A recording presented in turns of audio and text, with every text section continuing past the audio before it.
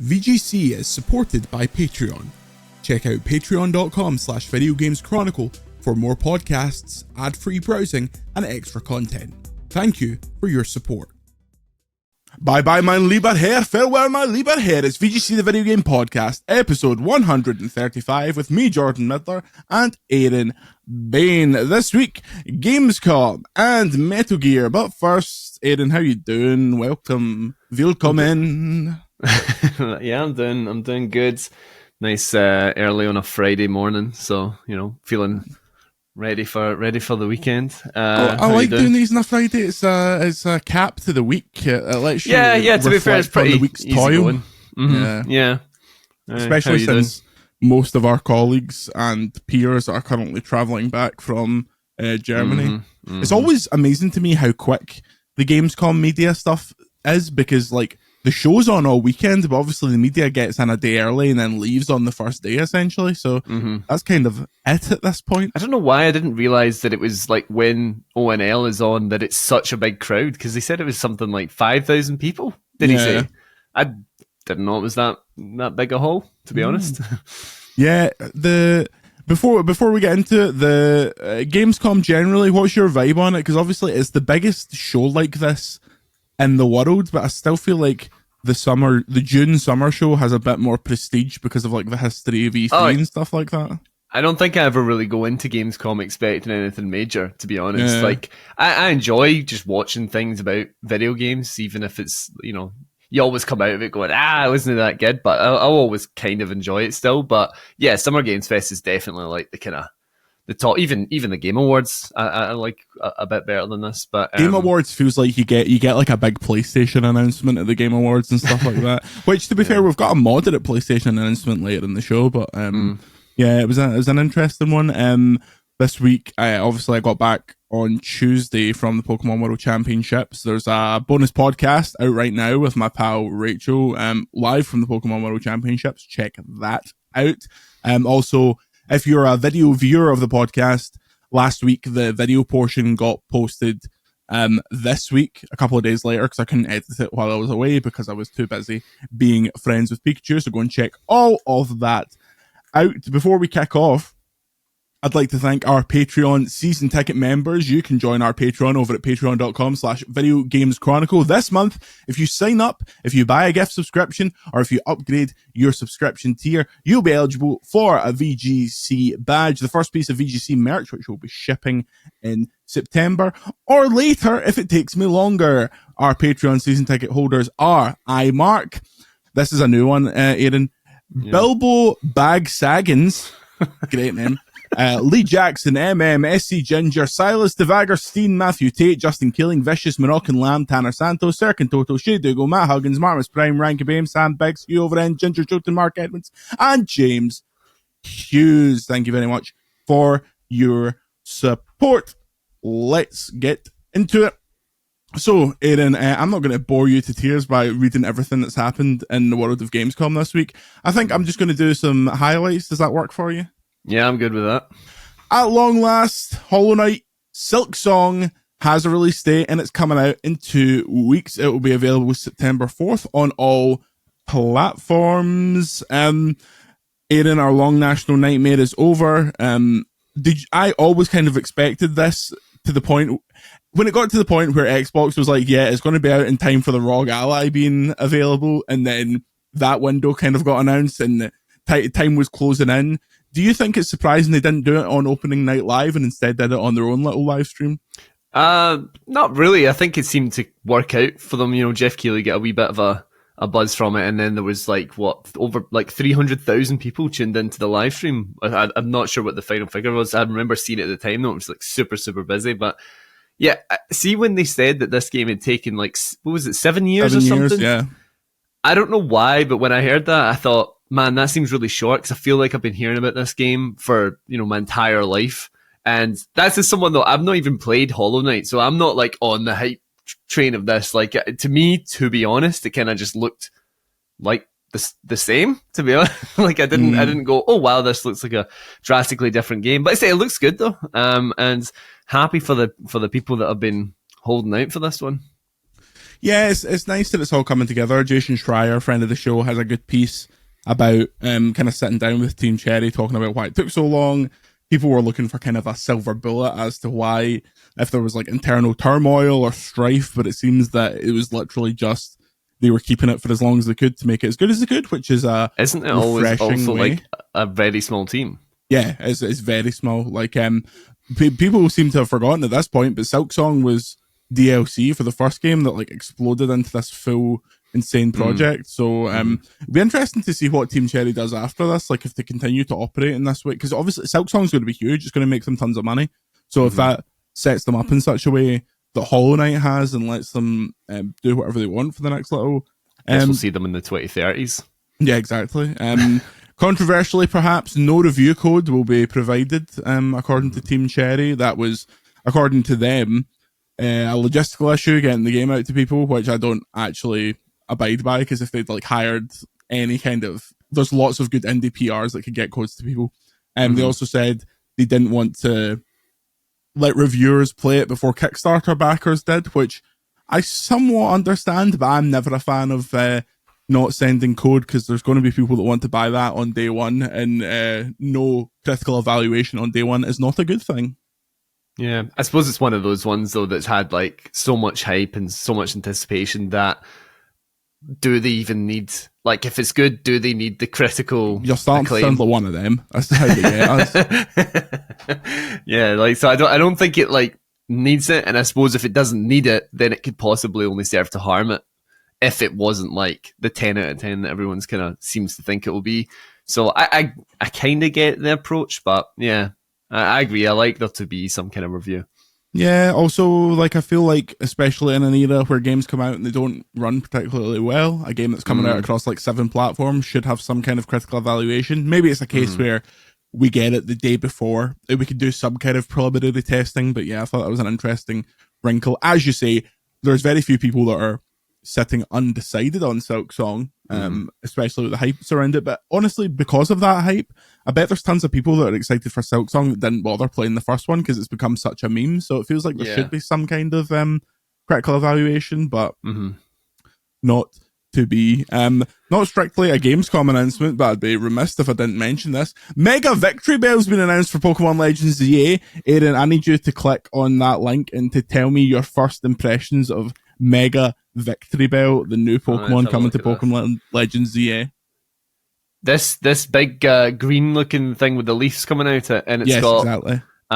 Where is it? Like a haunted house? What's the picture about? What's the context there? So the context is yesterday the Pokemon Company posted a little video called "The Case of the Sweet Scent Incident," which was like a little horror film where there were these two Pokemon trainers were stalking through this house, and what was causing all the trouble? Mega Victreebel.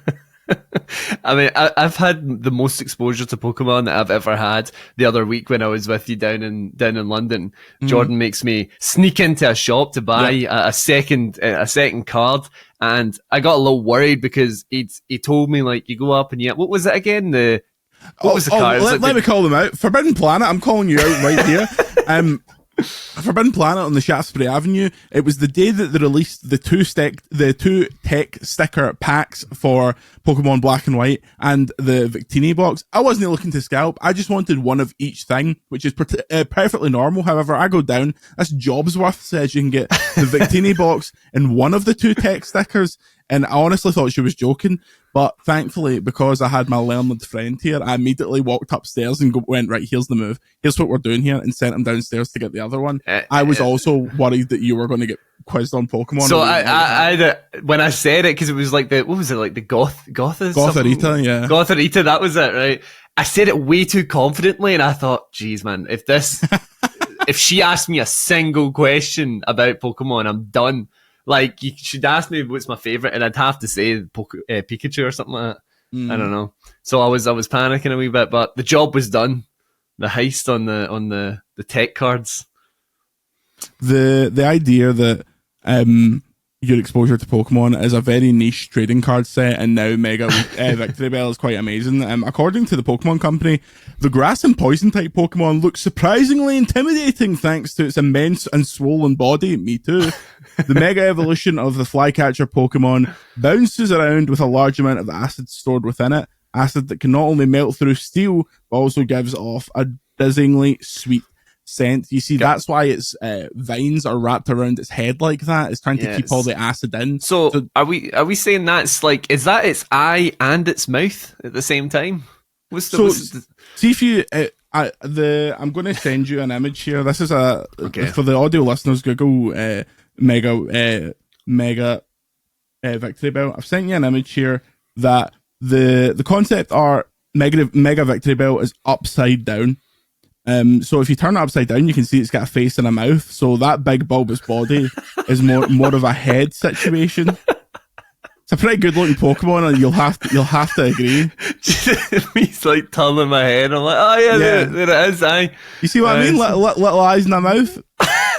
So what's in its mouth in this other picture then? That looks like a big ass eye. So no, it's its teeth. It's its teeth. Oh yeah, it's got big. You go upside. There we go. Okay. See, you're getting convinced more and more. You'll be playing Legends ZA as soon as it comes out at this rate, just to get Mega Victreebel. I like this stuff. It's a Victreebel it's an original Pokemon from Red and Blue, but it was a deeply unloved creature. So the fact that it's coming back in this new game is pretty cool. But I've battered on about Pokemon enough. Next up, announced at Gamescom opening night live. Terribly kept secret, but Warner Brothers have announced Lego Batman Legacy of the Dark Knight, and they won't say how much it will cost, which is pretty funny. What did you think of this? Think of the trailer? You're a Batman guy? I love the Arkham games, yeah. I thought this looked really cool, and to be honest, one of those games that, like, yeah, sure, I would have absolutely ate up as, you know, a younger lad, but I'm not sure if it's something I'd probably like casually check it out maybe, but it's not something that like really, the Lego stuff doesn't really appeal to me now. Like, I didn't play the Skywalker Saga Lego stuff whenever that was out, but I think like it actually did look like a far more like expansive offering than I was expecting, you know, because it's like a kind of open world, is it? Yeah, it seems that way from the people that have played it. Yeah, and they've just seemed to have taken the combat of Arkham and gave it some Lego flair. Well, what else could you do? I don't know how you could ever do a Batman game without the Arkham combat now. Like, they literally perfected it. I just don't understand how you could, and that's not a bad thing. Like, that's how it should be, but I'm actually weirdly hyped for it. Every time I see footage there was a specific clip and it was Batman like flying over Gotham, and it looked so much like the flying in Arkham Knight, and it looked beautiful, and I was like, man, we used to get like an amazing Batman game like every 2 years, and it's been a decade now.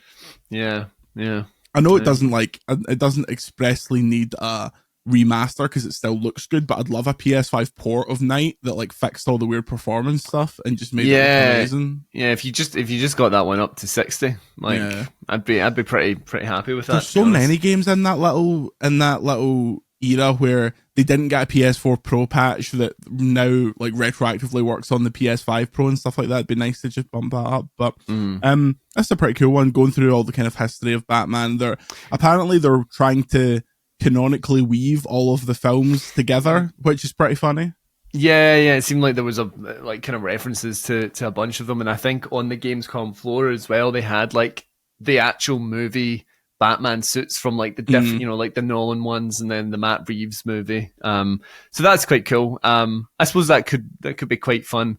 And the Lego Batman games is there just one before this? Two. There's Lego. I think there's Lego. No, I think there might actually be three. There's Lego Batman DC Superheroes, and I think there was either 3 or a DC Villains game. You talk and I'll fact check. Yeah, you know what? I'd love though to get another Lego treatment, a Lego Lord of the Rings game. That I would play. I would play that for sure. I have to, like, this appeals to me more than like something like Star Wars, because I'm not really like a big Star Wars guy these days.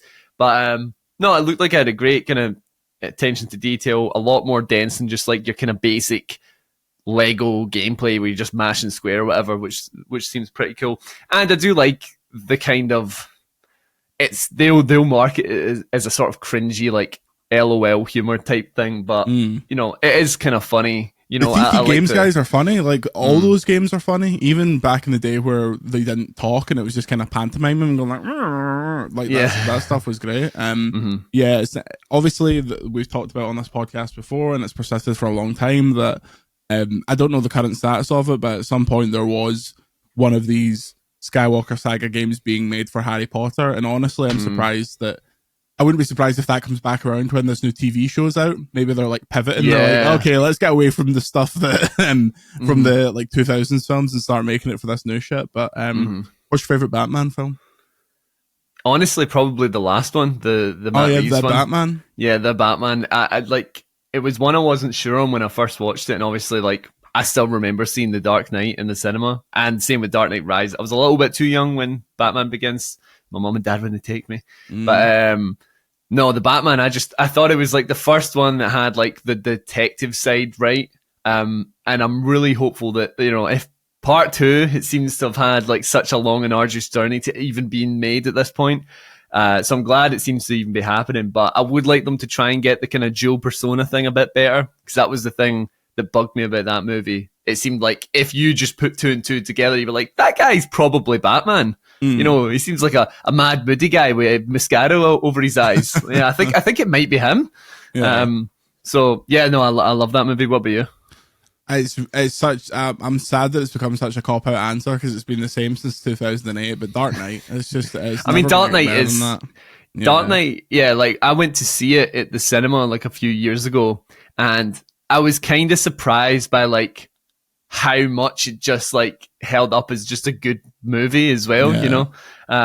No, I mean, it's solid, and you could probably ask me another day of the week and it'd be that one, but the Batman for now is some good stuff.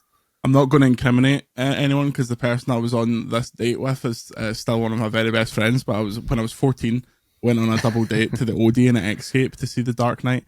Oh, wow. Myself and my then girlfriend, we turned up. The then girlfriend's friend was waiting on her prospective date, didn't appear. Turns out he turned up like a minute after we went into the cinema, but because there was no service, he couldn't communicate that, so he just sat outside the cinema for like the 2.5 hours that the film took, while this person's face was absolutely tripping them. And I think about that every time I think about The Dark Knight. So if you're out there, get better timekeeping, I suppose. Get better timekeeping, aye. I think the person who was the prospective date ended up getting really into boats, so that really probably dodged a bullet at that point, because I don't think anyone needs to be. I don't need to be out on the open water like that. Did you ever do the banana boat when you were on holiday? I'd done the one with the like disc one. I didn't do the banana one. Okay. I'd done the one that like whips round. See, that's scarier to me, because that feels like you're going to just get like legs and knees to the jaw and stuff so like that. Like when I was on that thing, I remember thinking, man, this would be so funny if I fell. But see, as soon as it started going, I bounced and my head was like really close to the water, and it's going by, and I was like, that could snap my neck if my head went at like it's. And then all of a sudden, that fear took over. I was like desperately trying to grip onto something to stay on. But no, I never got the banana boat one. Banana boat's pretty fun. Do they even still do that? That feels like health and safety gone mad that they wouldn't do a banana boat these days. But they'd still do the disc ones, because those are the ones, all the Jet2 holiday TikToks you're seeing is folk like just flying off of those things. Yeah. I only did stuff like that, and like I did parasailing and stuff like that when I was fearless and young. I would never do any of that. Well, shit, I have to say, I think I'd be a little worried now. Like the pain just stays a lot. Like I'd do my back in, and that'd be me for 6 months. Oh yeah, holiday ruined. Like I played football last night, and I was like hobbling getting out of bed this morning to come do this bloody podcast. Next up, also on Opening Night Live, Ghost of Yotei is getting Legends mode next year. This isn't too surprising, but it's cool to see it confirmed. Did you play much of Legends? This was a pandemic banger for me, the original Legends. So I actually missed this entirely, right? And I don't know why, because it's totally my kind of thing. I didn't really get round to playing Tsushima till like a bit later on. I think it was maybe either the start of this year or last. I can't quite remember. But I always was like a little disappointed that I missed the boat in Legends. So I would say I'm just slightly surprised, just purely from like the whole what is Sony doing with multiplayer stuff. So it's cool that it's coming. A little disappointing that it's after launch because it's 2026, isn't it? Yeah. But I suppose it gives it its own kind of time and space. So yeah, I'm big on this. This is a 4-player thing, wasn't it? Yeah, it was like a 4-player online multiplayer mode that it was great. I'm really excited to see it return. It felt like when it was originally put out, it felt like this weird stopgap between what we assumed would be Tsushima 2 at the time and what has turned out to be Yotei. So the fact they're keeping going with it is great. I'm so excited for Yotei. Every time I see more of it, I'm like, man, I cannot wait for that code to arrive. That's going to be a stone cold banger. I'm kind of one of those funny ones with the Ghost series where like when I was playing Tsushima, I absolutely adored it. And well, actually, to be fair, the first couple of times I tried to play it, I didn't really get on board with it. And the last time I blitzed through the whole thing and I had so much fun. And I was proper like, this is, especially the way that the story goes was just so good. But the thing for me is there's a lot of stuff that I think I need them to fix or like improve in the sequel. And that's kind of what I'm holding out for.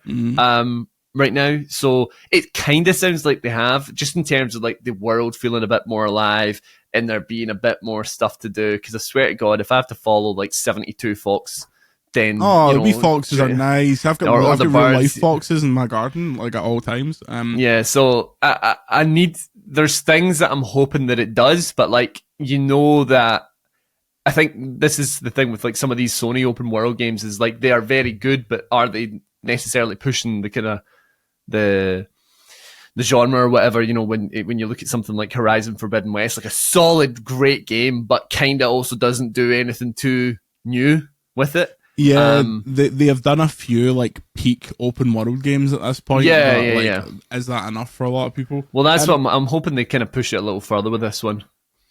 I think that in the context of I really loved AC Shadows, I'm looking forward to seeing like this has kind of a response or like a comparison piece to it, not only from like a gameplay perspective, but AC Shadows is probably like top 3 best looking games of the generation. So I want to see how that compares, especially on the PS5 Professional, now only $750 in the US, a bargain.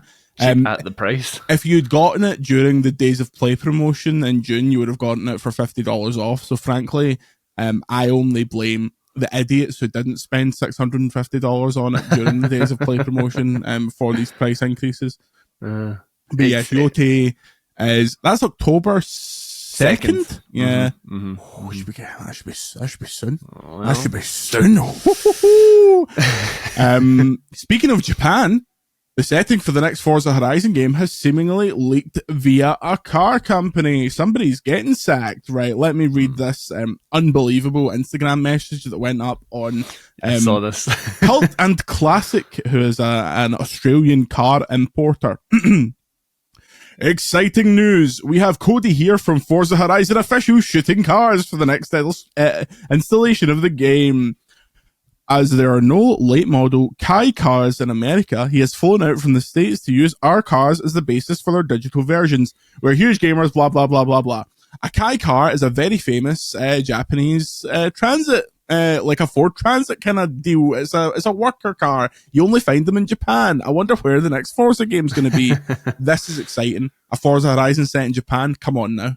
Yeah, that's because I felt like for is it 5? 5 was the last one, wasn't it, in Mexico? I really liked 4. I thought 5 was a bit of a step back with the setting. I don't know. I just didn't find it, like, obviously the bias of like, you get to drive through Edinburgh, like that's going to appeal to me. You get to mow down people who live in Edinburgh, which is exactly. So, but Japan sounds like a much more like appealing setting. I think I got a little bored. How do you think they do it though? Do you think it's like, because obviously thinking specifically of Horizon 4, they had like the big kind of city areas and then a lot of open world. Do you think they build like a really, obviously downscaled, but like a quite a detailed Tokyo in the middle and then do like the outer rings and like a snowy area and stuff? I would expect the city area to be a lot denser in this one because obviously Edinburgh version in 4 was just kind of like the street and that was it. Like there wasn't really too much to it. So yeah, I think because these kind of do like what the Crew did with the first game America, where it was like, you know, drive 20 minutes down the road and you're halfway across the continent. So like I think I would expect that kind of stuff. We what's the why am I forgetting the name of it? The big famous mountain. Oh, Mount Fuji. Is that what is Mount it? Fuji? Is that, yeah. You have that in the background. You get some blossom trees at places. I'm expecting some kind of older styled villages. The newer urban setting as well, which I don't really think they've done too much, to be honest. Because even like the Mexico setting, like had kind of quaint wee villages and stuff, but it's there all wasn't postcard anything. Shit. Yeah, Exactly. It's like an action figure version. You know what let me tell you right now, first mission in that game, you're racing against a bullet train. And it'll do like the photo finish of you in the bullet train. Slow motion, like jumping. I'm telling you now that you raced a bullet train in that game. No doubt whatsoever. Yeah, so like I think it would be cool if it had like a bigger emphasis on like an urban setting. Maybe even some, not to say just like this, but you know how like Need for Speed does more of like this is set in this city. I think it would be cool to get like not quite that, but something a bit bigger than what they've been doing, and then the countryside stuff as well. But something I find like the Crew Motorfest does really well is it introduces like so many different kinds of racing, not just from the vehicle perspective, but they do a lot in the style as well to make it feel different. And that's why I always I gravitate towards that game over Horizon 5, because I felt like Horizon 5 was a bit samey, to be honest. Yeah, it came out like slightly too close to 4 for me. The thing that I like about the Horizon games is they're so good at just constantly rewarding you with shit. Like when you're smashing through stuff and your multiplayer's always going, that's a really addictive loop. So to do that in a new setting, I would be like, obviously there's a huge Japan bias on this podcast, and funnily enough, Andy's in Germany, not Japan at the moment. But just that I think is enough for me. I just hope that Tokyo is obviously a massive undertaking, but I think for most people, they could make a version of Tokyo that like passes the eye test for people who haven't actually been. Like just do some iconic streets, go through the Shibuya Scramble, and make it so that when you like you slide through it, everyone like runs off to the side, so you're not plowing through like hundreds of pedestrians. I think they could do that. I assume that they'll probably lean into a lot of the street racing stuff, because that's like big in Japan, like tuner culture, all that kind of stuff. Tuner culture and tuna culture, they love tuna in Japan. They catch really big ones. But this is cool. I'm looking. I assume this is a next year game, like maybe early or Horizon 5's been what, 2021 or something like that. Yeah. So it was one of the first kind of big Series X games. I think it was 21. I think it might have been February 21. I feel like I wrote a story about that the other day. So we're kind of due. Obviously, they're also working on a motorsport game. So I don't know if they want to get people like their. I haven't played one of those since 3 on the 360. Yeah, that was the last time I was into them. As soon as they started doing Horizon, I was like, I don't need motorsport anymore. Motorsport's more of your Gran Turismo. If you want a really good driving game with a cafe in it, might I recommend Gran Turismo 7, because there's not only excellent best-in-class driving, but if you want to sit down at a table and learn the history of the hot hatchback for 36 hours, then Polyphony Digital has the game for you, and it's Gran Turismo 7. What a load of absolute mince. More on Forza Horizon as we get it. Big release of the week, Metal Gear Solid Delta Snake Eater. It's not even out this week, it's out a week today, but the reviews are now live, including mine on VGC. I give it 4 stars. It's really good. It's a perfectly safe remake of one of the best PS2 games ever. Doesn't rock the boat, doesn't do anything spectacularly different outside of the controls. It now has like a third-person control scheme akin to your Splinter Cells or any third-person action game you've ever played. However, because this was a game that was designed with a largely top-down camera, which prevented a lot of your field of view, as soon as you go in third person in, and let me tell you, this game is very easy when you go in third person, because your line of sight is great, and there's very few enemies in each section. But on that, the original PS2 game, when you're going through the jungle, which is the first main area, it's all segmented, because it had to be, because it was on the PS2. They could have made it all one big jungle on the PS5 and done it in like a remake style, but it's far more of a pretty remaster where you're still going through that segmented area. There's still the same number of enemies in each zone. As someone that's not massively into Metal Gear, what is your interest level in this? What's the temperature check? Yeah, it's more of a like, if it happens to come my way, maybe I would look at it. I don't think I would go, out of my way to play this, especially at the full price, because this is a $70, £70 game, is it not? I believe so. I don't think I think it's really cool, like the idea of it being like authentic in some ways. They've kept the voice acting, they've kept the cutscenes, they've just visually glammed them up, and obviously there is still the option to play with the original controls, I believe. Yep, there is. Does that include the top-down angles as well? Yes. Right, so that's cool. So there's like the authentic experience there for people that either want to experience that for the first time or relive it. But I suppose like if I was really into this, having the new third person, then obviously it looks very like Phantom Pain coded. So like that's a good game. I like Phantom Pain. But I was actually editing the review for this on our end, and Liam loved the game. He's a big fan of the Metal Gear series, and he gave this a 9 out of 10. But whenever I'm watching these things in the cutscenes, and there's like some dude with a sniper whose eyes keep bulging out, and someone who's like wielding huge like bees or like that stuff, like it's still to this day is the stuff that I struggle with when it comes to Kojima games. And it's just like, you'll see the gameplay, you're like, this is really cool, and it feels quite like, espionage, sneaking about and stuff. And then he'll be like, what if, you just done this really stupid thing? Like, what if we just introduced this daft thing? And I suppose that's the charm of it. Also, Metal Gear Solid 3 is the first game in the timeline, so if you're ever going to understand what's going on, this is the one to start with. Although, even saying that, the game tells you virtually nothing. Like, it's just part of they're like, okay, there's these five enemies that you're going against. Some of them have hornets, some of them have big eyes. One of them is dead. Like, is there a reason for the big eyes? What is He's an expert sniper. So he's tuned his eyes. So he bulges his eyes to see you better when he's about to snipe you. Exactly. Man, that's what scope's for, I think. I think that he can scout you before he even needs to scope in. Right, okay.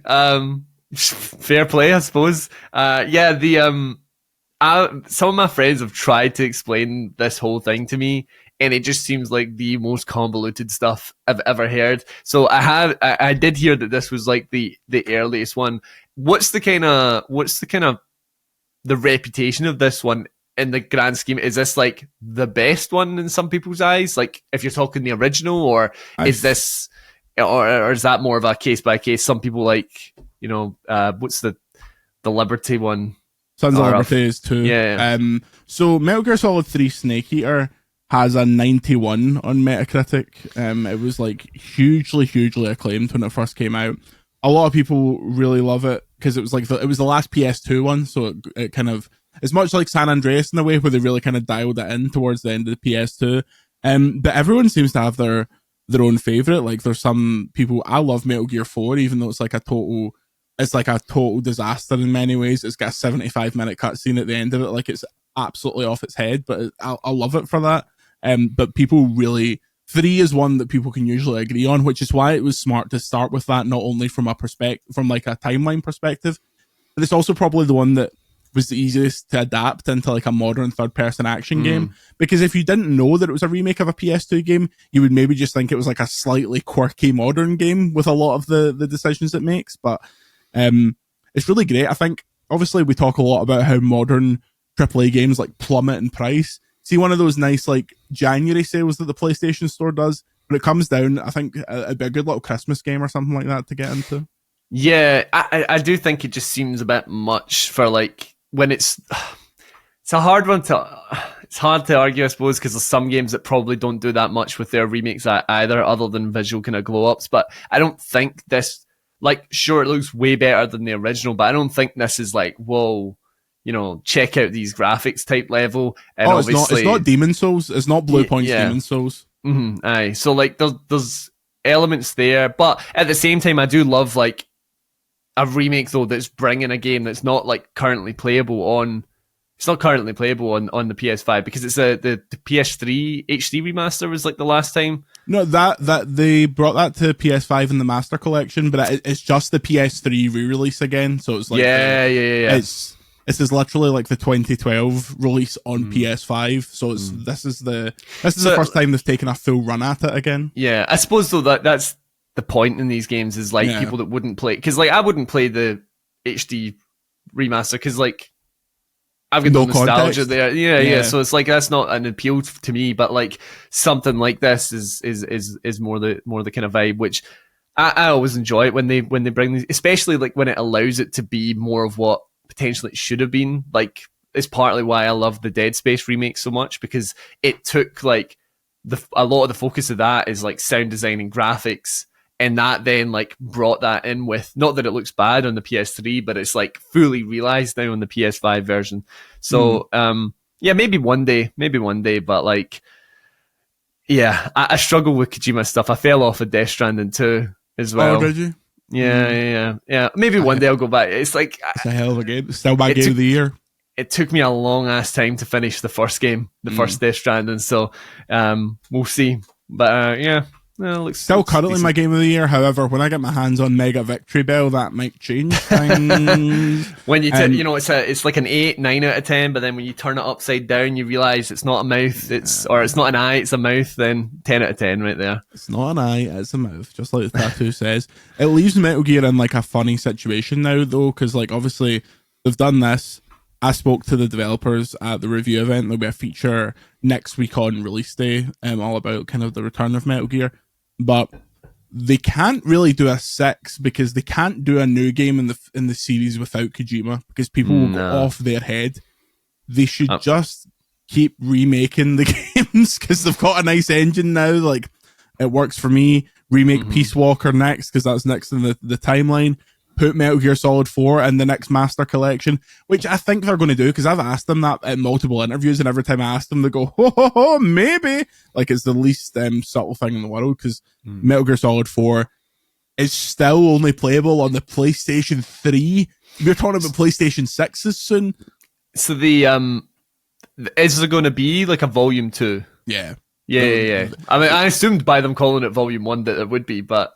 every time anyone asks them about it, they go, if we were to do a hypothetical Volume 2, like obviously they're going to do it, and there's enough games to fill it up. There is money to be made as well. Yeah, especially with 4 being like the headliner finally off of PS3. Exactly.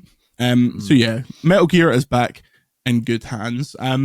Just to Aaron, the way this is going to work is we're going to chat for a few more minutes here, and then we're going to go to a break. When we come back from that break, you'll no longer be here. In fact, you'll be replaced by a resident of Fanny City who is currently sitting in his hotel in Germany and has thoughts on some of the games he has played. But tell me what you're playing at the minute. Some absolute mints. People might not know this, but I think we've talked about it on the podcast before regularly, because Aaron lives close to me.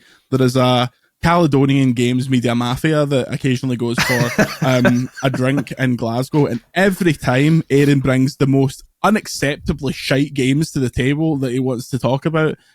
Please use the UK's most listened to games podcast to promote what crap you play. Right. I gotta use the opportunity to talk about the finals, right? Here we go. It's the best shooter like out there right now. It's currently in season 7, so I'm in the middle of the like end of season grind, which can be brutal. Try to get to that emerald, it's not happening. But this game has actually improved its destruction since its launch. It is everything you would like hope Battlefield would be. Battlefield has like the kind of immersive particle effects, but the finals has the actual tactical play because you could completely destroy buildings and stuff. So that's been taking up a lot of my time. I've got some games that I'm reviewing at the moment that I can't really speak about yet, but yeah, the finals is I mean, I've got over 420 hours now or something like that. It's on its way. I think it's on its way to be my 3rd most played game ever. So it's a good game, and it's free to play, and it's from the people that made Arc Raiders, that are making Arc Raiders, which seems to be very popular by comparison. So if you liked Arc Raiders, I'd suggest checking out the finals. It's fantastic. I honestly, like, every time I play a different kind of shooter, I'm just like, man, this is ain't got the sauce like the finals does. I'm telling you, man. That took 59 seconds, and see if you extrapolate that to like a 5-hour drinking session, then you know what it's like to be a Scottish games journalist. Thank you, Aaron. It's always a pleasure to have you on here. We had a good old time in London recently for that Battlefield thing. It was nice. It's weird that we don't. Well, it's not that weird because they keep you in jail, but it's weird that we've not travelled more together. We should get you. If you're going to come to SGF next year, you need to come to our suite and sit on the couch and be force-fed terrible drinks. Yeah. You wipe that before you sit on it. I would probably have a heart attack because I've never really had energy drinks. Oh, even better. That's Patreon content right there. Speaking of Patreon, you can support VGC at patreon.com/Video Games Chronicle. More podcasts, more videos, and more ways to support independent games media, which is a good thing, I'm hearing. Until you return, Aaron, where can people find you? You can find me over on the Push Square YouTube channel where we're talking about all things PlayStation. I am not on socials anymore, so congratulations. Well done.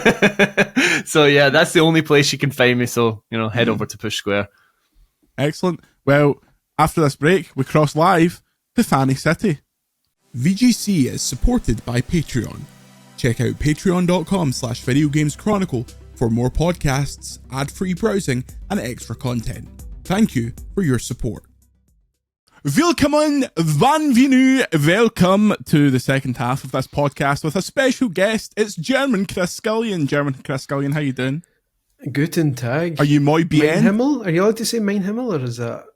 I have absolutely no idea. You're the one that's in Germany, and you're the one that's got to try and get out at some point, so...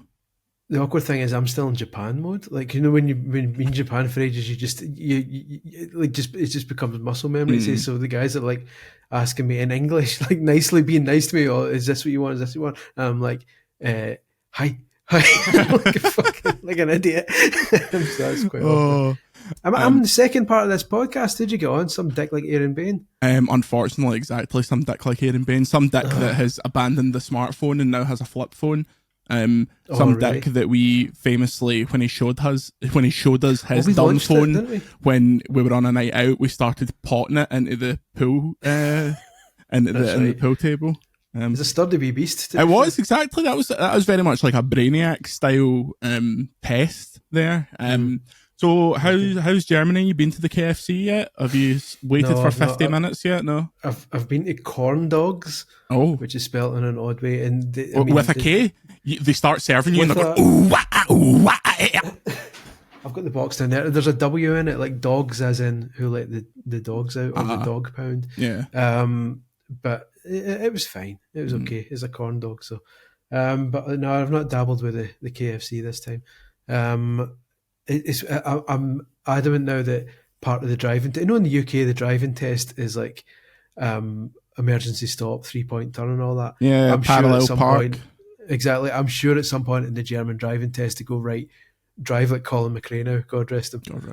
Because Sabu, because they're maniacs every time. There's a bit when you come from the airport towards Cologne, as it were. There's a bit when you come off the motorway and turn into the streets, and it's a really long turn, and they floor it at like 400 mile an hour, and it's like proper long, easy ride, maybe like fucking Sega Rally stuff. But yeah, it's not ideal, but it's good. I got myself a can of Mezzo Mix, which I've never dabbled with. Is that an energy drink? It's not an energy drink. It's from the Coca-Cola company. It's the original Geschmack, which I've had many imitation Geschmacks. I believe it's described by some people as Coke mixed with orange juice. So I believe it's like half Coke, half Fanta. It's described as Koffein hat ich Erfrischungsgetränk mit Pflanzenextrakten und feinem Orangengeschmack. So Ryan Cobain, can you translate that for us? Wasn't it famously that they couldn't sell Coke in Germany during the war when Hitler was kicking a ball, so that's why they started doing Fanta? That's maybe a holdover from those days. I almost called them glory days. They certainly weren't, just for the record. How was that? There's not really much of a taste to it. There's definitely just carbonation. There's a lot of carbonation. I can see it. It's kind of Coke and Fanta mixed together, but they kind of cancel each other out. non-drink. Because I played football tonight, I'm currently beasting through a 2-litre bottle of Diet Iron Brew because I'm so thirsty. Which is honestly, it's great. Sometimes you just need it. Sometimes you just need to absolutely inhale God's nectar. There he is, drinking it as God intended. This is actually a 1 point. This is a 300 milliliter. I'm just a tiny man. You're allowed two liters in the airport now. I know. We've finally beat Saddam. That's it. The war on terror is over. First of all, it was the first airport I ever went to that I noticed this was London City, and I assume that's because all the MPs were bringing back their mountains and mountains of coke and booze. So there's no point even searching these guys.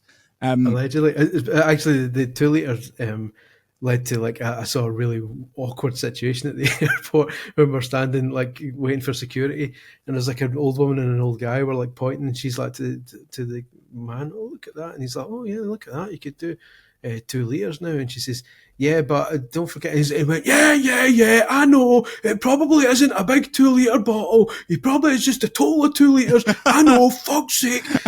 Jesus Christ, man. He's not even on the plane yet. Oh, to be fair, there is something in the air at the airport that just makes people get unbelievably stressed out. I hate it. Yeah.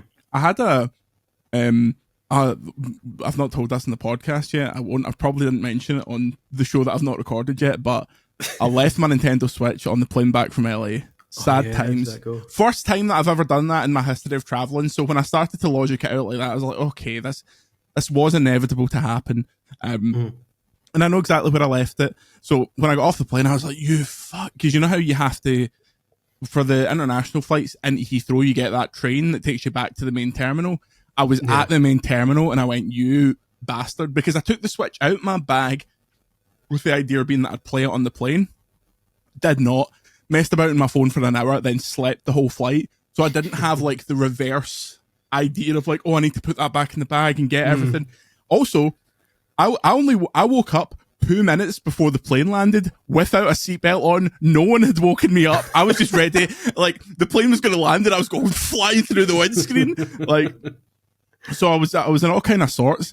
So I go to the desk and I'm like, "Hello, I've left this thing on the plane. Here's all my information." And she's like, "You're not getting it back today." And I was like, "I mean, that's fine. I just want. Can you just tell me the mechanics of how who'd I talk to get it back?" And she's like, "Oh, I don't know." And I was like, are they going to put the plane out to pasture? Surely someone's going to go in there to be able to check it. What if it was a bomb? And I was like, right, okay, I didn't say that. I know, I was going to say that's it. Give us a goodbye. I said to her, I was like, well, it's a games console. It's worth a lot of money. Also, it's got work sensitive information on it. And as soon as I said that, she went, okay. Gets on literally 2 phones at once. Starts talking to DHL, who I think are the people who own the cleaning company that cleans the planes.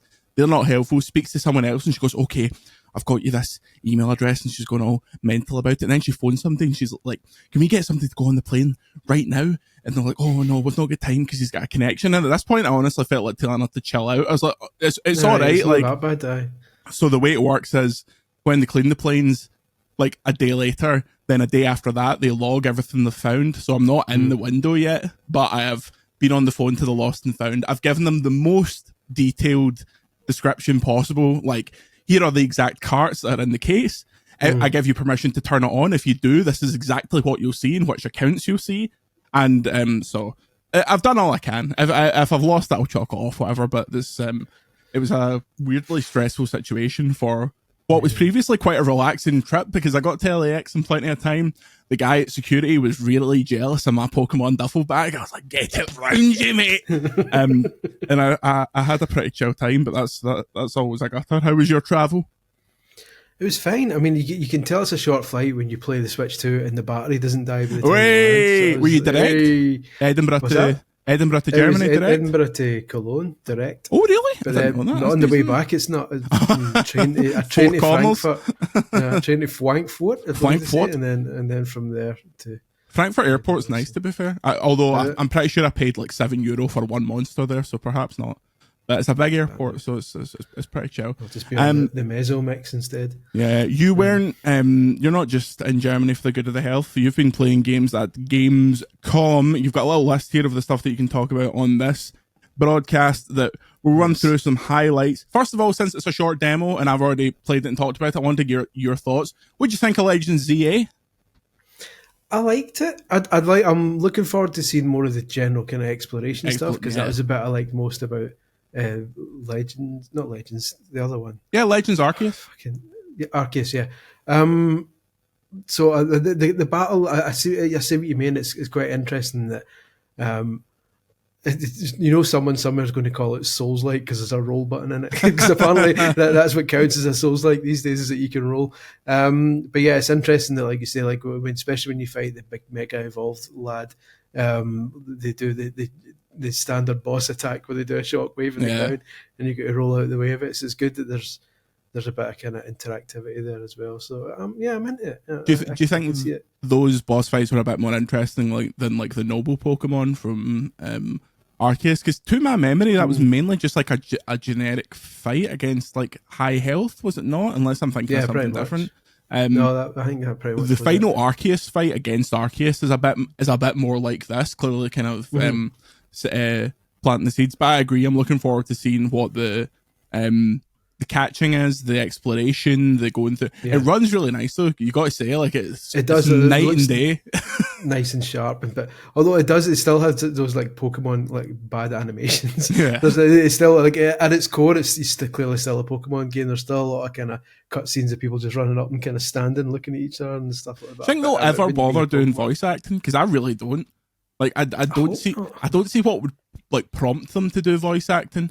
Because I think it seems like an unnecessary expense. Yeah, the only time I thought at some point they would make the Pokemon say their names, because they did with Pikachu, and obviously you do it with Pikachu, but I thought maybe they would do it in waves where, okay, we've done the 151 plus the new Pokemon for Scarlet and Violet, but everyone else is just cries. But that's obviously that would be some undertaking, especially in all the different languages and stuff like that. Yeah. I'm going to put my phone on Do Not Disturb because it keeps vibrating. And I'll be saving the vibration. Shove it directly up your jacksie if it keeps vibrating. Speaking of shoving stuff up your jacksie, how was Kirby Air Riders? It's good. I've seen some kind of hands-on stuff saying this is the Mario Kart. Sorry to interrupt. Jordan Midler, VGC here. Why is this just being debuted randomly at Gamescom, like in kind of a first come first serve situation? I mean, I'm assuming that's why they did the direct, because it was going to be at Gamescom, and from what I can gather, it looks like the US press got a hold of it right after the direct, because hands-on impressions were going up like on the morning of the first day of Gamescom. I'm like, nobody's that fast, mate. So clearly America got it. I should notice the shine that's coming off this lamp. I look sweating. I'm bone dry. So yeah, for something, Nintendo must have just gone, shit, this is a Gamescom, we better announce it. And so, I mean, it's fine. It was one of those really awkward ones where I get put next to like Nintendo hire these wee helper guys to assume you've never played a video game in your life before, and then the fake enthusiasm. So when you do like a boost to turn around the corner, it goes, "Yeah, good job." And then they're like, "Yeah, that's Kirby Air Ride, does speed boost." He's like, "Whoa, everybody's disco dancing," and I'm like, "Mate, it's fucking." I've dabbled with a pink ball before, so to speak. But yeah, the main thing is a city trial, I think it's called, or something like that. It's been a while since I've dabbled in the GameCube one, and it's like a 16-player online battle thing, but they were only doing 4 players locally, so it was like 4 of us and then 12 CPU, which wasn't quite as good, but it's cool. It's like an open world bit, and you go around trying to collect items and smash into each other, and then at the end, whoever's got the most items is winning, and then you play a mini game and all that kind of stuff. But it's fine so far. I'm enjoying it, but I wouldn't go mental yet. I need to spend a bit more time with it. But I've seen people saying, "No, step aside Mario Kart." Like, nah, I don't think so. Do you get the sense that they let him do this if he promised to make a new Smash afterwards? Pretty much. Yeah. I mean, a lot of his games do this anyway, but a lot of it feels like Smash. Like the menu system looks like Smash. When you win a match, it does the Smash style doodle-doo, and they come out, so Kirby wins. Air Riders. Exactly, they might as well just get that boy back. But yeah, so it's a typical Sakurai game that it looks and feels like a Smash Brothers game in terms of presentation, and yeah, it feels like a contractual obligation. It's just like, can hurry up and churn this out, and then eyes on the prize, because it's like it'll be fine, it'll do well. People will like it. I'm looking forward to kind of properly putting it through its paces, but it's like it's going to be a good basic one for younger players, I think. That's good. Is Sakurai kicking about anywhere? Is he there? No, he wasn't. Unless he was like up in the rafters, like Sting. Like Sting, yeah. But yeah, I was annoyed at the helper next to me. Should have told him to especially for a game like this, is doubly irrelevant because it was like the easiest game imaginable. Did you have a helper for Pokemon ZA, or was it Pokemon people? It was Pokemon people. All right, okay, that's fine then. Because if someone talked to me like that while I was playing a Pokemon game, I would just stop them and be like, mate, unless your name is Joe Merrick, I know more than you about this, so just chill it, please. I've dabbled.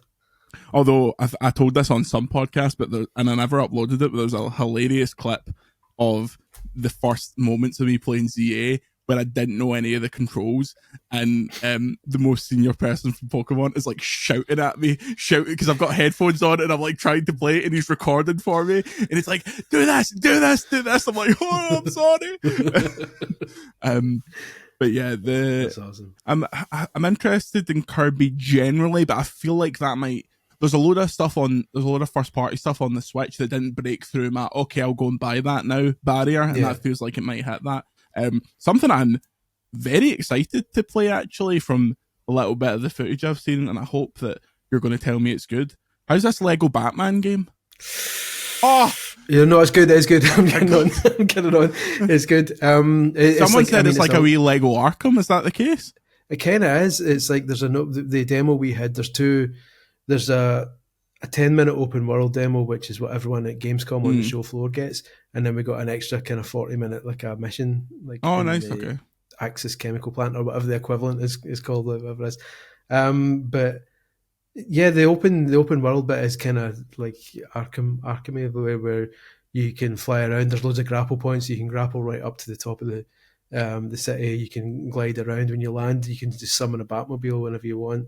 You apparently can summon all different types of Batmobiles from all the different movies. It's like a kind of best of Batman. So it starts with him training and goes all the way up like through to like old Batman. So it's like the one we played was like, the mission I played was like knocking the Joker into the vat at the end to turn him into the Joker. So, but it's cool. A lot of it I'll put gameplay up over the weekend. I've got some footage that I can put together, but not here in this connection. It's just not happening. But as soon as I get home, I'll put it up, and you'll tell by looking at it, it's a Lego game, but it's a really nice looking Lego game with cool open worldy bits. Did you play any of Skywalker Saga? I know I reviewed that, but did you ever a wee bit put eyes on? Because that looked really nice. Like, there is obviously I was going to say there's a theoretical limit on how good Lego can look, but that like Builder's Journey thing looked absolutely amazing, like out of nowhere. So. This looks good. It doesn't look. It's a weird one because like the open world stuff looks great when you're up in the sky gliding down. You see all the kind of Lego Arkham in front of you, Lego Gotham. You're like, this is pretty cool. And yeah, it's just generally solid. It's you know what you're getting with Lego. The other thing is this footage is going to have to be heavily edited because I was shattered when I played it. And like Lego games are like really relaxing because they're generally quite easy. Although there's different difficulty levels in this one. I just did the basic one here, and there's times in my footage where Batman just kind of stops because I've gone like I'm just going to nod it off just for 2 seconds. So I'm like, that's going to be a trim. People would that have 60 minutes of footage is going to go down how a trim common 15. that is. How common it is, because so many of these demos are in boiling hot rooms, and it's ridiculous how easy it is to just start going, even if it's a game you're super into.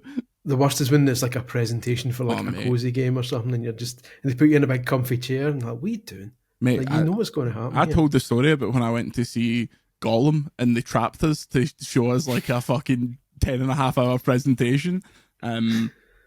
The one thing I'll say about Kirby, I've seen people saying Kirby gives them motion sickness, but and I got a wee bit of that as well. But I think it's just because the 60 minutes of footage is going to go down a trim 15. Mm. I think it's just because the way that the demo booths were set up, you're standing right in front of the TV. It's like you're standing like in a shop, like playing it at one of the kiosks. I think if you were further back a bit, because it's really fast and runs at 60 at least, if not 120, and it flips around, the screen swings. And you've got a wee German guy going, "Yeah, scooter boy, count the polygons, please." But yeah, no, but it was it was fine. Lego was really good. I was excited to see. It's TT, isn't it? Mm-hmm. Yeah, the old Traveller's Tales. You can tell if someone's a real one if they still call them Traveller's Tales. I'm never going to call them TT, sincerely refuse. No, stuff that. The only concern I have that again, we'll need to see more about it, is like there seems to be a lot of the usual collecty bits. Like a lot of the open world bits is like collecting like rubber ducks and stuff like that, and like it says one of tons of that in Star Wars. That's just what people expect out of those games, though. I think people would be angry if there wasn't. And I bet you were happy it wasn't that Harry Potter game they're making. All I was told before I went was unannounced Warner Brothers and TT games. I'm going to see if this is Harry Potter. I'll reduce this place to Matchwood.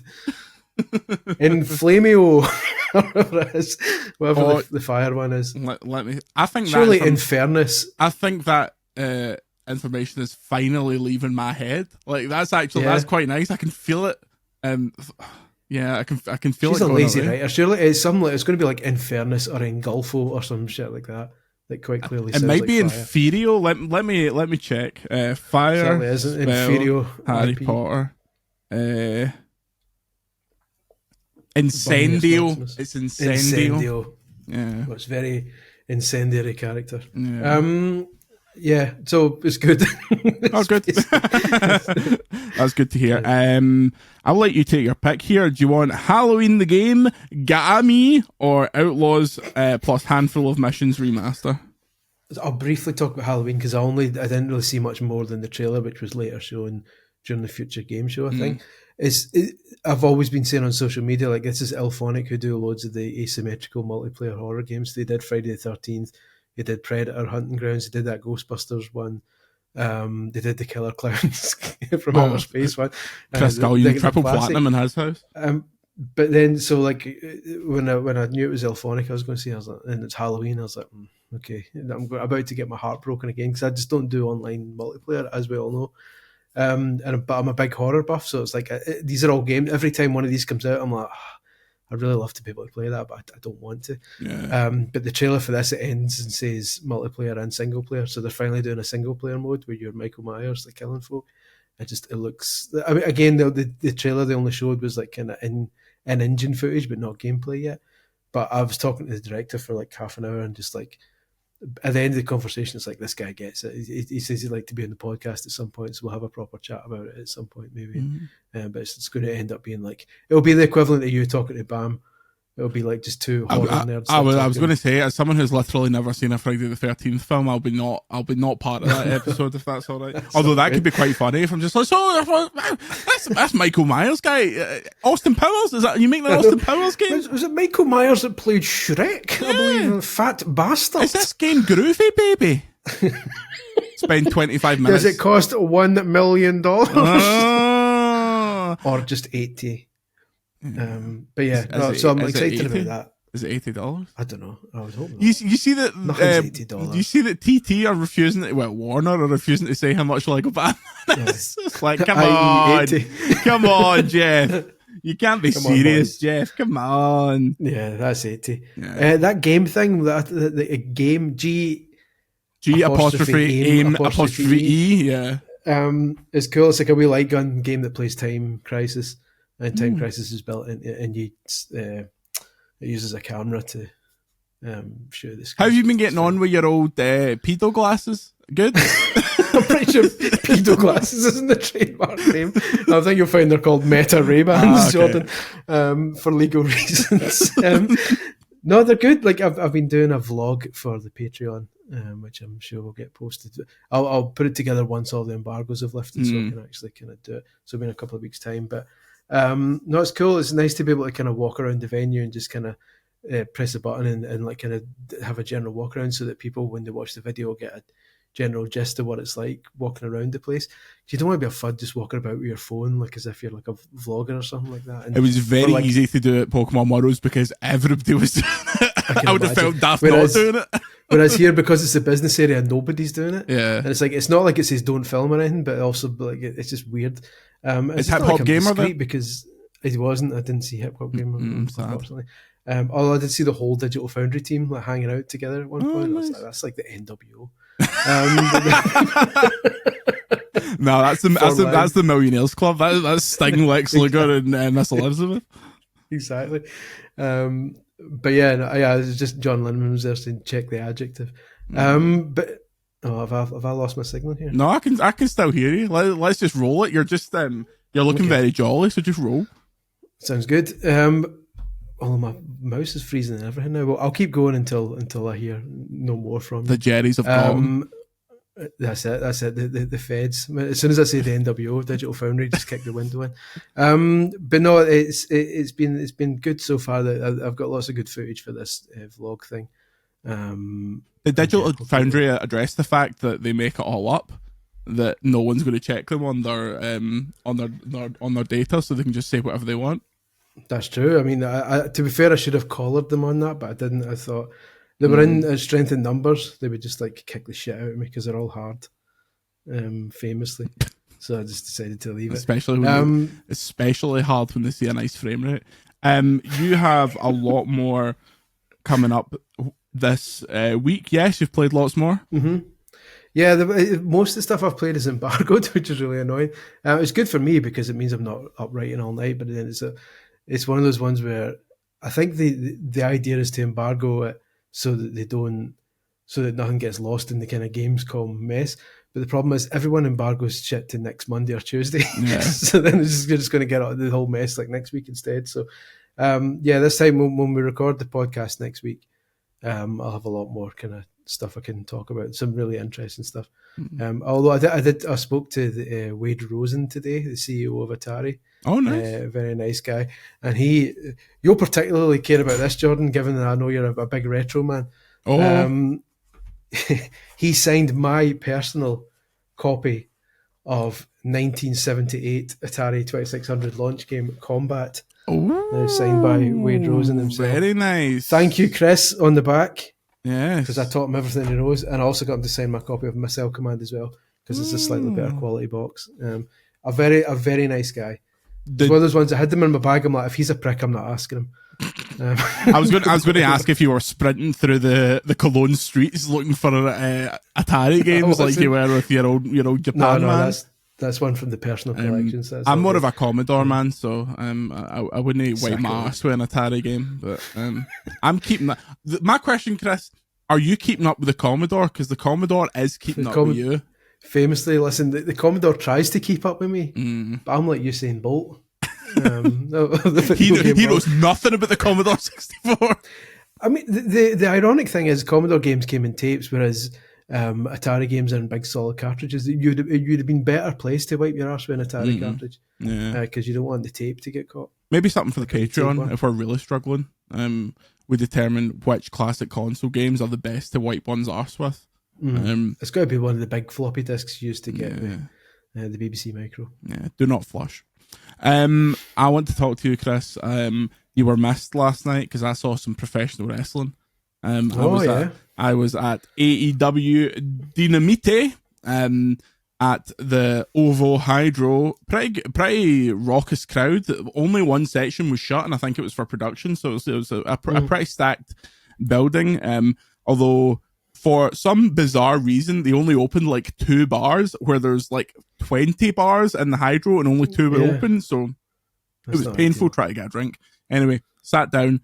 AEW very kindly sent tickets, so we're sitting kind of 6th row on the floor, which, as I said on the Discord, where me and you sat for Clash of Champions is always my preferred. Very slightly up, but you're bang on. You're getting like a perfect, right almost video game view. But this is the first time I'd ever sat on the floor for a TV taping. It was great. There was a tag team match between FTR Bandito and what's his face, Brody King, that you should go and check out. It was a 30-minute draw, absolutely insane. Like one of the best, probably the best match I've ever seen live. Nice, and it was great. The crowd was super up for it. Grado appeared on Ring of Honor with the Madonna song. Good. That is not going to go to TV. That will be dubbed over. Yeah, that will be changed. The fact he played it live was cool. I hear that Isla Dawn is all elite. Yes, Isla Dawn. What's that flower you have on? We had to leave as Collision wrote, because he did Dynamite then Collision, but we had to leave for dog reasons. So didn't get to see Zack Sabre Jr., but I did get to see Tanahashi. And not only did I get to see Tanahashi in Glasgow, I saw him in London because the entire AEW roster was on my flight. And it was a really bizarre twist of fate where I was sad about my Switch, went through the security bit, and this very nice smelling Japanese man was in front of me. And the good thing about Tanahashi is unmistakable hair. I was like, that is 100% Tanahashi, backed up by the fact he was holding a New Japan bag, and Takahashi was right next to him. And so I stood behind him, and when he was like, he turned around and I just said, "Oh, excuse me, I'm a big fan." And he shook my hand and he was like, "Oh, you going to the Scotland show?" And I said, "Yes." And that was that. Moved on. I was like, "Okay, that's nice little interaction." I keep going, get to my gate. Hangman Adam Page is there. I'm like, well, I'm going to say hello to Hangman Adam Page. Walk over a little bit. There's a diminutive fellow with a baseball cap on, with a very loud voice, unmistakable. The American Dragon, Bryan Danielson, is standing right there, and he asks me, he was like, "What group did they say?" And I was like, "Oh, group 1." As I'm going up, he's like, "Thanks," and I had to stop him. I was like, "I'm a big fan," and he was like, "Oh, do you live in Glasgow?" And I was like, "Oh yeah, just outside." And he starts asking me about hiking, and I was like, "That's very kind of you." But I've fuck all idea, so I just made some shit up. Sorry, Brian. And then as I start to realise, I saw Bandito without his mask on, which was controversial. Shocking. And then finally, this massive mountain of a man turns up, big Bobby Lashley. No, that's fucking as unmistakably Bobby Lashley. You can see why Vince loved that man. The striation on him, absolute G. Yeah, so the whole roster was on my flight. That's fantastic. It was pretty crazy. I was hoping that I kept my cool. If Kenny Omega was there, I would not have kept my cool. I would immediately have started talking to him about video games. But I'm very much of the era now where I'm not. 10 years ago, I'd have been asking for photos and all that kind of stuff. But it's just nice to have seen them. Certain situations. Just fortunate. Go ahead. Just fortunate it wasn't like the Attitude Era Flight from Hell. Oh yeah, Brock and Mr. Perfect smashing each other through the door. If Ric Flair was on the flight, you'd have been in trouble. Yeah. Oh, he's got a big hole in his head. If I wanted to disable Ric Flair, I could just put my finger right in it and turn off his brain. Certain situations, aka meeting Junichi Masuda, I will get a picture, but not random AEW wrestlers. Speaking of seeing Japanese people, I spoke to Yoshi P.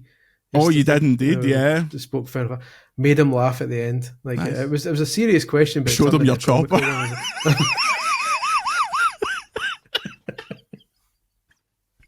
So you're making this one, Yoshi. How's this for a mount? I said to him at the end, I'd one more question. You know, when you've run out of questions. Yeah. And they say, "You get time for one more question." And you're like, you don't want to go, "No, that's it, actually. See you later." Yeah. So I was like, just out of interest, on a personal level, how are you doing? I said, you've been doing this game for 12 years now, Final Fantasy 14. You produced 16. He was telling me that he was in discussions about, not to work on, but they'd been asking his opinion on 17, what they're going to do with that. I says, "Are you like creatively exhausted, or are you doing okay? Are you finding ways to?" And he's like, he says, how do you think I look? So you can tell your readers that. How do you think I look? I says, "I think you look like a vibrant 20-year-old man." And he said, "Well, there's your answer." That's fine. He's a lovely man. Look, nice man. Anyone that has to spend that amount of time working on a game starring Ben Starr is going to have years taken off their life. Yeah. So I really don't blame him. It must be soul destroying working on a fucking MMO for 12 years. Yeah, especially an MMO that he had to rescue, because when it came out, it was shite. Like, it's not even his baby in the first place. He's adopted this child, and not that adopting a child is any less love. Keep going. Keep going. But yeah, like it must be like 12 years down the line to still be on the same game, saying, "Right, what shite can we add this time?" Yeah. But, that's the start of every meeting. Apparently, Monster Hunter Wilds is the shite they could add this time. How was the watch looking? It famously rocks a very expensive watch. It was a really impressive watch. I couldn't take my eyes off it or the watch. But very nice man. He signed my laptop. Really? I got this really weird idea. He's actually ruined my idea. My idea was I brought a Sharpie with me and I said, I've just got a new laptop, and I thought, instead of covering it with stickers like I usually do, why don't I get, every time I interview someone, get them to sign the laptop? That's annoying. That's a good idea. Yeah. When the laptop dies and it's time to get a new one, I can either take the lid off or just put the laptop in a frame or something. And then the laptop was, that's good. So I gave him the Sharpie and says, "Can you?" He's like, "Oh," and it's like, actually. And he went in his bag, and it's talking away in the translator. Says he's very, very serious about which pens he uses for these things. We're very serious about pens to sign. And he brought out a really cool silver one. Oh, nice. And signed it in silver, so it looks shit hot. But then I'm like, well, I'm going to have to go and buy a fucking silver pen now, because I can't just have one silver name and then loads of Sharpie things on it. So I'm talking to Suda soon, and it's like, well, I've only got a Sharpie now. So can't get Suda to sign it in black. That's the scrap. See, my thought was, I'm going to take the 4 plates off my PlayStation, or take one of the plates off another PlayStation, and maybe get that in a similar manner of when I get somebody when I review somebody that I really like, get them to sign it. But it's it takes a lot of forethought to do that, to add a random bit of plastic to your bag all the time. You should get loads of famous people to sign a PS5 Pro faceplate and make it actually worth £700. It's worth way more now, bro. That was actually worth if you came in at the basement of 700, your investment's going right up. It's better than gold. The return on the investment. Investment's going up if any prick's buying it. Nobody's buying it off you. Yeah. Not a day goes by I don't get an offer about my PlayStation 5 Pro. No. Oh, what was I going to say? Oh, well, I was going to say, now that it's Friday, we can talk about Metal Gear, but I probably talked about it at the start of the show. It's good. It's a good remake. It's exactly what it needs to be. It doesn't do anything fancy, but it's pretty good. Review on the site, etc., and so on.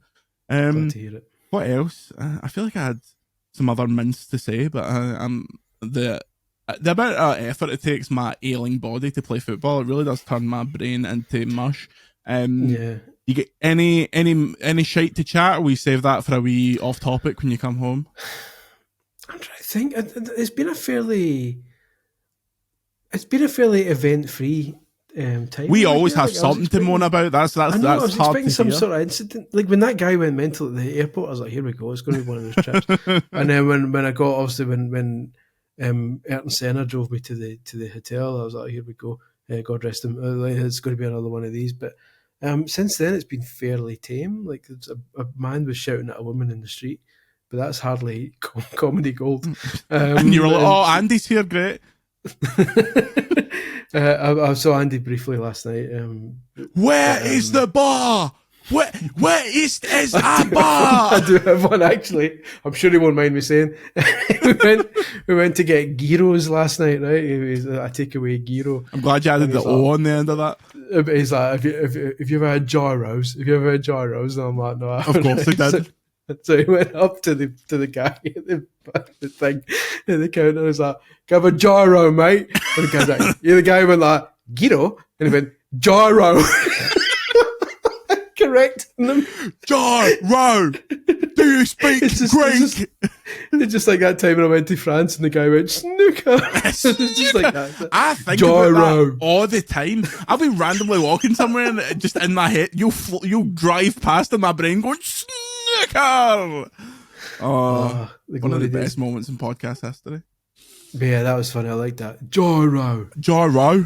I believe it's a gyros. Well, you're welcome for this bumper length podcast, people. I think next week, for maybe the first time since June, we'll all be on the podcast. All three of us, yeah. I'm pretty sure, based on the schedule. That'd be good. But we'll see.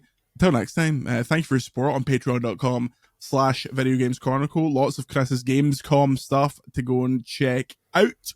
Until then, say goodbye, Chris. Auf Wiedersehen, Chris. Bienvenue from me, and we'll see you next time.